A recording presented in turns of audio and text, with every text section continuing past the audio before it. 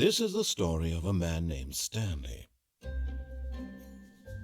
Stanley worked for a company in a big building where he was employee number 427.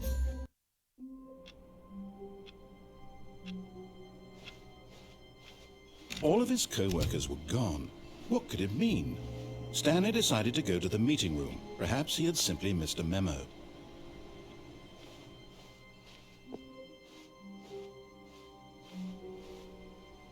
"Where are we going today?" the bucket asked. Stanley just smiled. Anywhere they went together would be perfectly fine with him.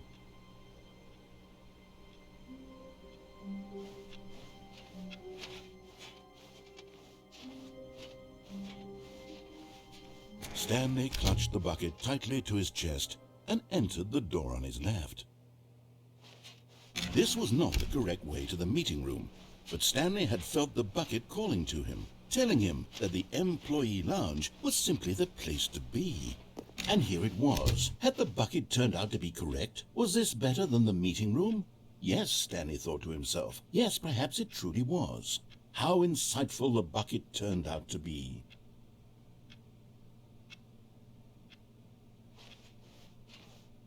No, never mind. The bucket was wrong. Stanley took the door on his left to go back to the meeting room.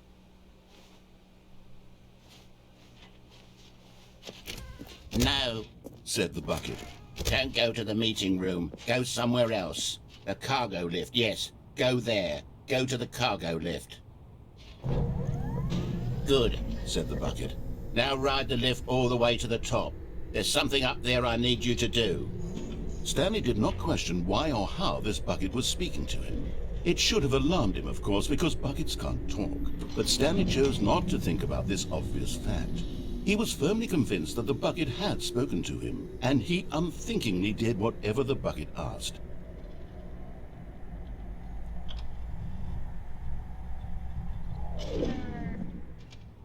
"In here," said the bucket. "Go into this dark room over here." Stanley once again obeyed blindly.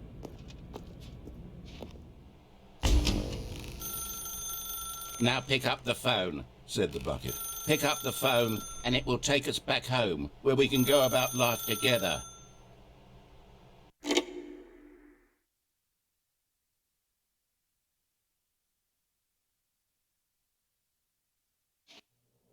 This is the sad story of a man named Stanley and his bucket. Once upon a time, I gave Stanley a bucket because I thought he was lonely and could use a friend. And then, very distressingly, he began to believe the bucket could speak to him.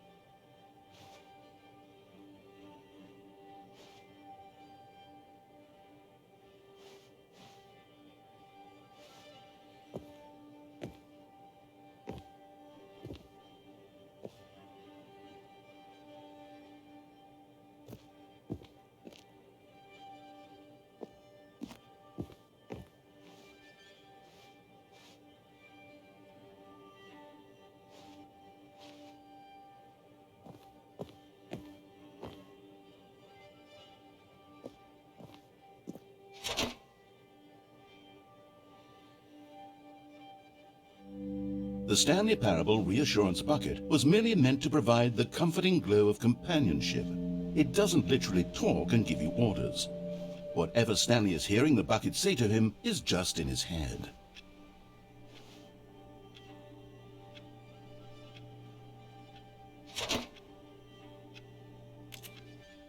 Lately, I've been concerned about him. Wouldn't you be concerned as well?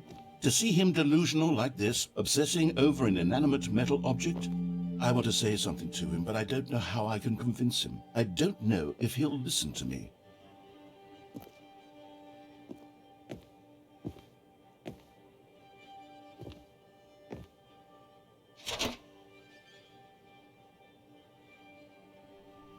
Oh, I'll try anyway. Stanley, can you hear me?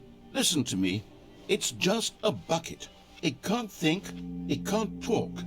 All it will ever truly do for you is effectively transfer a liquid from one location to a different location. That's it. It doesn't do anything else.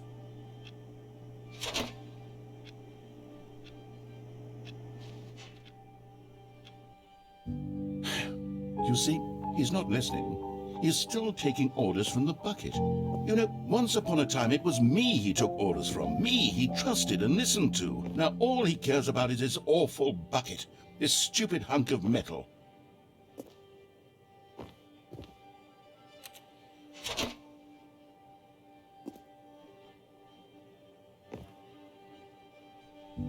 It's sad, but I suppose he doesn't need me anymore.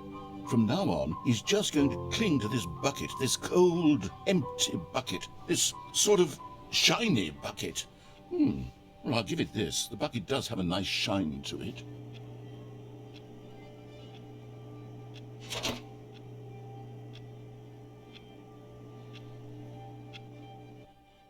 Yes, I suppose on closer inspection that it doesn't quite look like your average hardware store bucket. It's just a little more, what am I trying to say? Sturdier, more capable of transporting liquid. Like it would be better at moving an amount of water from one room to another.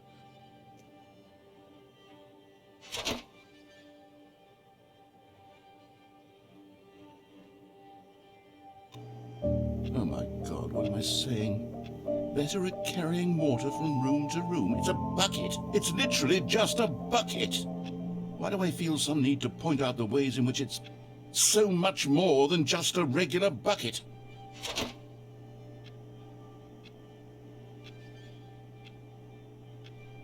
Oh no, I'm having feelings for the bucket.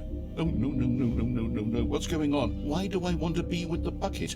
Hear what the bucket has to say, do anything it asks. What's wrong with me? I don't understand. Perhaps, if I had the bucket, this would be less confusing. Yes, the bucket could tell me what to do in this troublesome situation.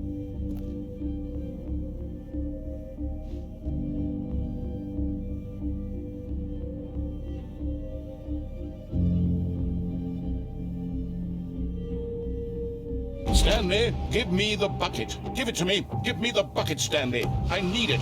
Give it to me now. Give it, or I'll...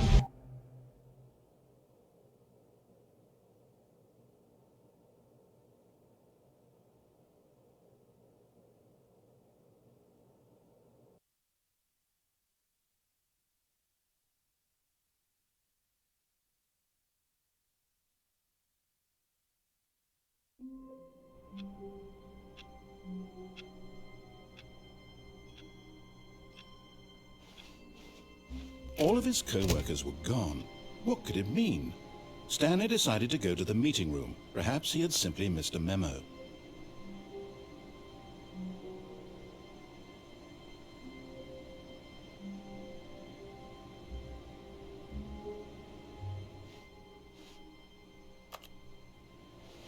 No matter how hard Stanley looked, he couldn't find a trace of his co-workers.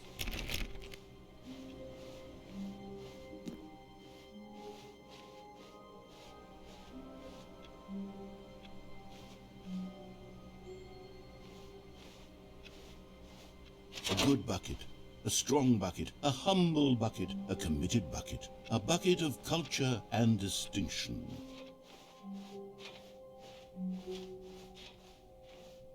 Stanley clutched the bucket tightly to his chest and entered the door on his left.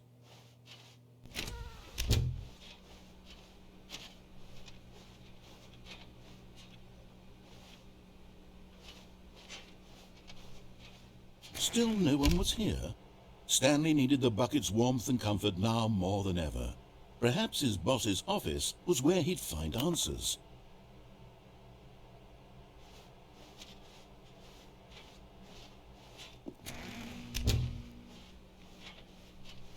Coming to a staircase, Stanley and the bucket walked upstairs to the boss's office.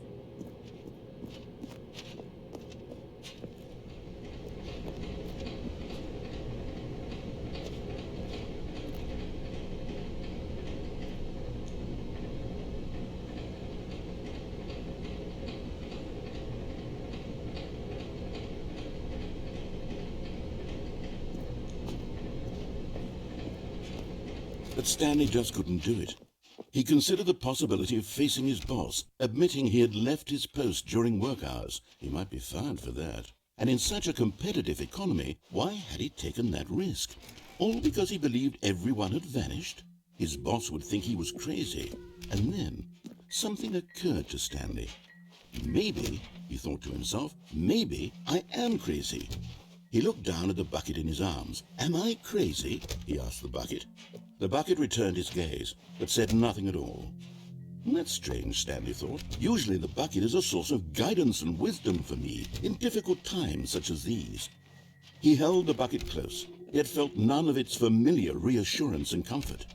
And that's when Stanley realized, this isn't my bucket. It's just a normal, everyday bucket. Someone else's bucket, perhaps. How did I end up with someone else's bucket? This is all terribly wrong. Surely no good would come from this. Who knows what sorts of bizarre hallucinations Stanley might experience without the psychologically grounding presence of his bucket. And indeed, now he noticed that the rooms were repeating, which was, of course, very odd. And now he felt himself floating off the ground. Oh, gracious, he exclaimed. Without my bucket, I've gone truly mad. Where is it? I must find it. Far off in the distance now, he heard it, calling to him. Stanley! Stanley, it's me, the bucket. Could it truly be? He rushed forward from room to room, passing by one bucket after the next. None of them were his. None of them were his special bucket. Come to me, Stanley. Find me. He had to find the bucket. He had to return to his old friend. It was the only way to truly restore his sanity. And then suddenly, he froze dead in his tracks. He knew where the voice of the bucket had been coming from. The real bucket was inside of him all along. It was incredibly painful. Stanley doubled over in agony and blacked out.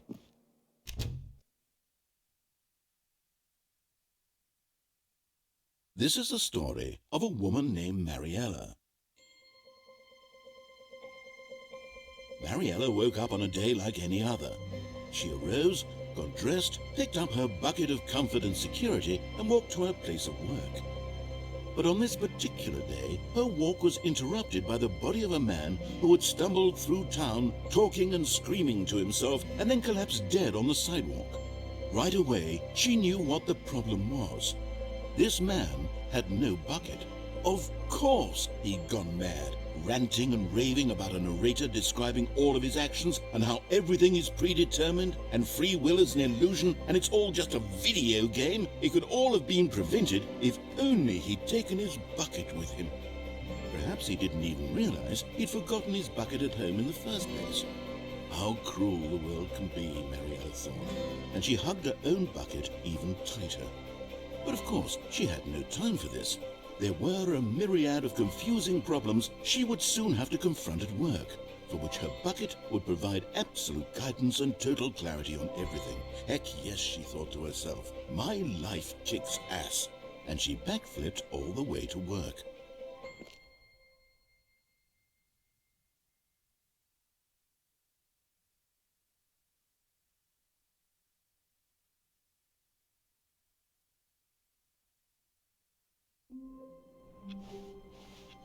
All of his co-workers were gone.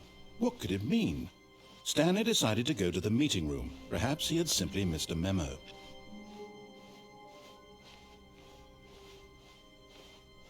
When Stanley came to a set of 2 open doors, this was not the correct way to the meeting room, and Stanley knew it perfectly well. Perhaps he wanted to stop by the employee lounge first, just to admire it. Wow, yes, this room. But eager to get back to business, Stanley took the first open door on his left. Stanley was so bad at following directions, it's incredible he wasn't fired years ago. Look, Stanley, I think perhaps we've gotten off on the wrong foot here. I'm not your enemy, really, I'm not. I realize that investing your trust in someone else can be difficult, but the fact is that the story has been about nothing but you all this time. There's someone you've been neglecting, Stanley. Someone you've forgotten about. Please, stop trying to make every decision by yourself. Now, I'm not asking for me, I'm asking for her. This is it, Stanley. Your chance to redeem yourself, to put your work aside, to let her back into your life. She's been waiting. That's her, Stanley. You need to be the one to do this, to reach out to her. If you can truly place your faith in an... Oh, no, you can't... Did you just unplug the phone? Now, that wasn't supposed to be a choice. How did you do that? You actually chose incorrectly? I didn't even know that was possible. Let me double check. No, it's definitely here, clear as day. Stanley picks up the phone. He's taken to his apartment where he finds his wife, and the two pledge themselves to one another. Music comes in, fade to white, roll credits. Not picking up the phone is actually somehow an incorrect course of action. How is that even possible? None of these decisions were supposed to mean anything. I don't understand. How on earth are you making meaningful choices? What did you... Wait a second. Did I just see... No, that's not possible. I can't believe it. How had I not noticed it sooner? You're not Stanley. You're a real person. I can't believe I was so mistaken. This is why you've been able to make correct and incorrect choices. And to think I've been letting you run around in this game for so long. If you'd made any more wrong choices, you might have negated it entirely. It's as though you completely ignored even the most basic safety protocol for real-world decision-making. Or did you not grasp the severity of the situation? Well, I won't have that kind of risk on my watch. I'm going to stop the game for a moment so we can educate you properly on safe decision-making in the real world. Please observe this helpful instructional video. Choice. It's the best part of being a real person. But if used incorrectly, can also be the most dangerous. For example, in this scenario, a hypothetical real person named Rupert has a choice. He could invent a machine that eliminates food shortages across the world to make life better for all people. Or he could spend years of hard work forgetting how to read. Which choice would you make? Remember that unlike here, the real world makes sense, and at no time should you make a choice that does not conform to rational logic. If you find yourself speaking with a person who does not make sense, in all likelihood, that person is not real. Allow the person to finish their thought, then provide an excuse why you cannot continue talking.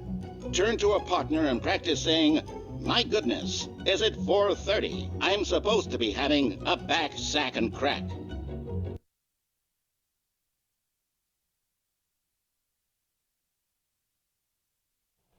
Excellent. Making choices on a regular basis is the best part to a healthy decision-making process.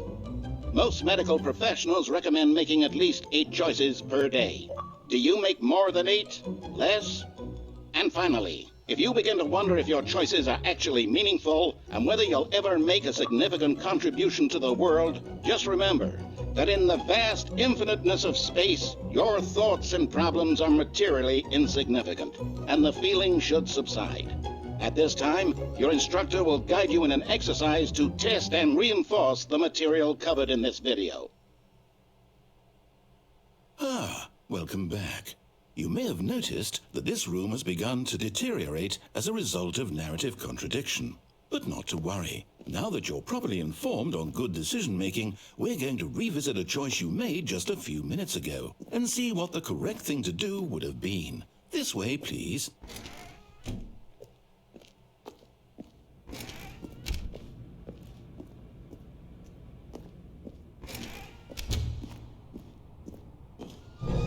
Now that we know your choices are meaningful, we can't have you jumping off the platform and dying. Imagine the main character dying senselessly halfway through the story. That story would make no sense at all.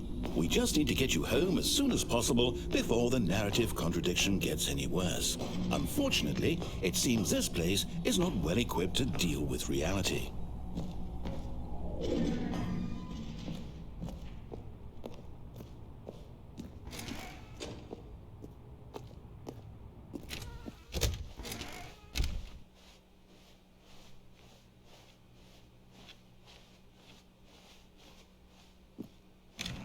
Almost there.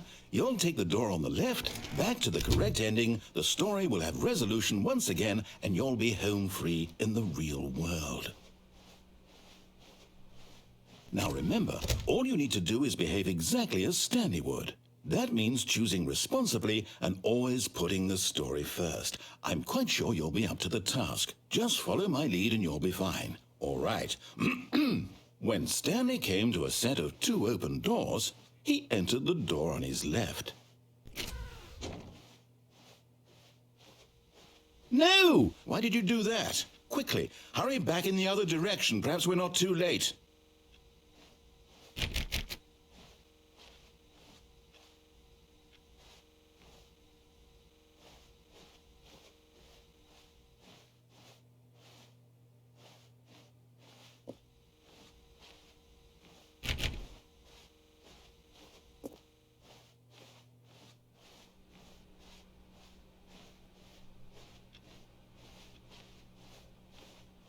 Oh, it's ruined. I can't believe, after everything we talked about, that my story, you've destroyed my work. Why? For what? What did you get out of that? What did you think was so special about seeing the game undone, left here like so much garbage? It's worthless now. And what am I supposed to do? Even if there were a way to continue, would it be worth it? To know that my story is now incorrect? How can I go back to that? I can't erase that knowledge. I'll have to live with it forever, reliving its impossibility forever. I couldn't live that way. Is it better to shut the game down entirely? To willingly destroy all of my work? I don't know. What's the answer? What do I do? What do I do? What do I... No, I have to. I have to shut the game down. I have to. I have to.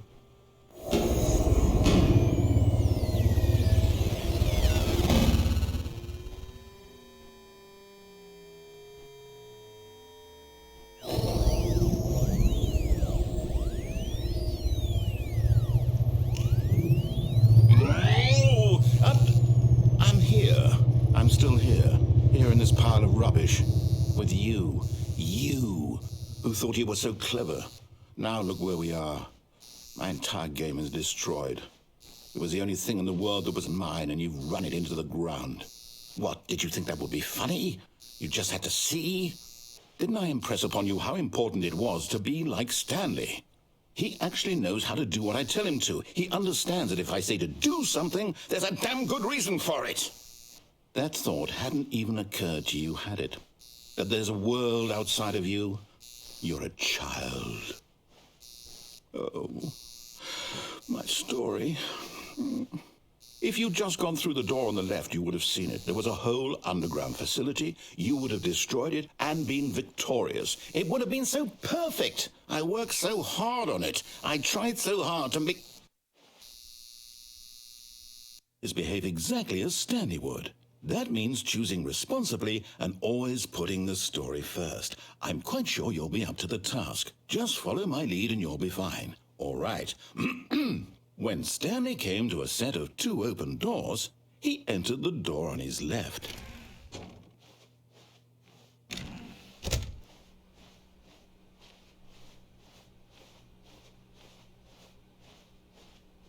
Yet there was not a single person here either.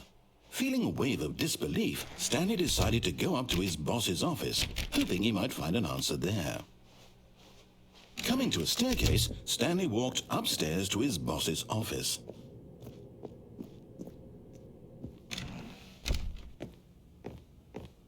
Stepping inside his manager's office, Stanley was once again stunned to discover not an indication of any human life. Shocked, unraveled, Stanley wondered in disbelief who orchestrated this, until he saw the door with a voice receiver next to it. Surely behind this door lay all the answers to his questions. And beyond all probability, he knew the passcode. He had seen it on his boss's computer just last week. Night Shark 115. Was this the code to open the door? Would it still work? There was only one way to find out. Stanley had been trained never to speak up, but now he would draw from within himself the courage to face the unknown. He drew a sharp breath and then spoke the code.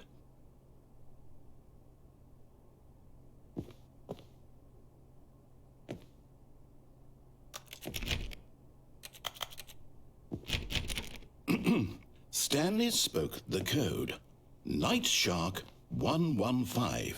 He spoke it into the receiver, right there on the wall.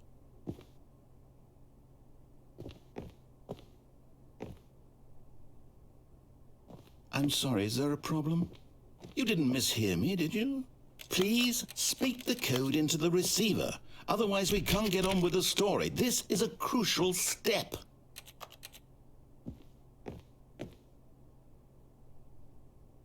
Okay, fine. You're not going to do it. But you know what? It's pretty humiliating to bring you this far, only for you to suddenly decide you have better things to do. I asked you for this one single thing, for your respect. The kind of respect Stanley shows for his choices. He knows what it means to take a story seriously. If you didn't want to see what I had to show you, then why did you come here? You had a choice, you know. You could have gone through the door on the right. You could have done whatever the hell you wanted over there. Why did you come this way? Speak. Say something to me. Explain yourself, you coward. You... When Stanley came to a set of 2 open doors, he entered the door on his left. Stanley? Hello? Are you... Is everything okay? Stanley, please. I need you to make a choice. I need you to walk through the door. Are you listening to me? Can you hear me? Is everything all right? Stanley, this is important. The story needs you. It needs you to make a decision. It cannot exist without you. Do you understand me? Whatever choice you make is just fine. They're both correct. You cannot be wrong here. We can work together. I'll accept whatever you do. I simply need you to take that step forward, please. Choose. Do something. Anything. This is more important than you can ever know. I need this. The story needs it. So, you hear me? Are you there? Are you listening to this? Stanley, are you there? Okay. It's okay, I can wait. You need time to decide. Time to make sure your choice is correct. That is the best choice. That's all right. I'll wait for you to decide what's the right thing to do. Take as much time as you need.